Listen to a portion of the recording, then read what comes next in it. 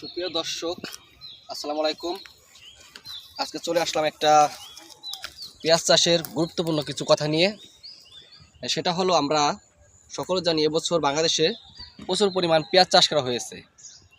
এই যে দেখতেছেন, এটা কিন্তু একটা পেঁয়াজের জমি, আর নিচে দেখতেছেন এটা কিন্তু একটা পেঁয়াজের জমি। এই দুটোই কিন্তু এবার নতুন চাষ করা হয়েছে। এসব জায়গা কিন্তু কোনোদিন পেঁয়াজ চাষ হয় নাই। আর এই যে দেখুন, আমরা দেখতেছি খুব সুন্দর গাছগুলো বেড়ে উঠেছে। অল্প কয়েকদিন ধরে লাগানো হয়েছে, মাত্র 1 মাস বয়স হয়েছে এগুলোর। 29 দিন বয়স, দ্বিতীয় সেচ দিয়ে দেওয়া হয়েছে। আর গাছটাতে দেখুন কত সুন্দরভাবে বেড়ে উঠছে।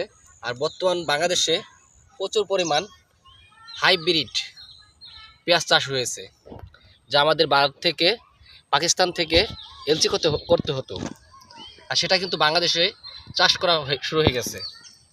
আর আশা করি বাংলাদেশে যে পরিমাণ পেঁয়াজ চাষ করা হয়েছে, আমাদের কিন্তু আর বাইরের থেকে পেঁয়াজ এলচি করতে হবে না।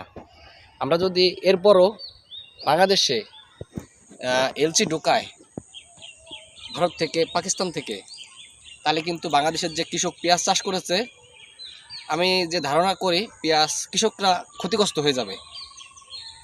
আর যে পরিমাণ পেঁয়াজ আছে, যদি মন 2000 টাকা থাকে, তাহলে কৃষক কিছুটা লাভবান হবে।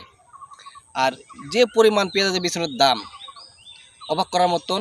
1 কেজি হাইব্রিড পেঁয়াজের বীজের দাম প্রায় 40,000-45,000 টাকা। তাহলে এটা অবাক করার বিষয়। আর যে পেঁয়াজ পরিমাণ বাংলাদেশে হবে, সেটা যদি বাংলাদেশ আসলেই সম্পূর্ণ হয়, তাহলে আমাদের আশা করি পাকিস্তান থেকে, ভারত থেকে পেঁয়াজ আমদানি করতে হবে না। আপনারা অবশ্যই আমাদের মতামতটা একটু কমেন্টে জানাবেন, কি কথাগুলো ভুল বললাম কিনা সঠিক। আর যদি বাংলাদেশে যে পেঁয়াজটা চাষ হয়েছে, এটার ফলন যদি আমরা সঠিকভাবে গড়ে তুলতে পারি, তাহলে আশা করি আমরাও সারা বছর পেঁয়াজ খাইতে পারবো, কোনো শর্ট পড়বে না। আসলে আপনাদের মতামতটা অবশ্যই একটু কমেন্ট বক্সে জানাবেন। সকলে ভালো থাকবেন, সুস্থ থাকবেন। আসসালামু আলাইকুম।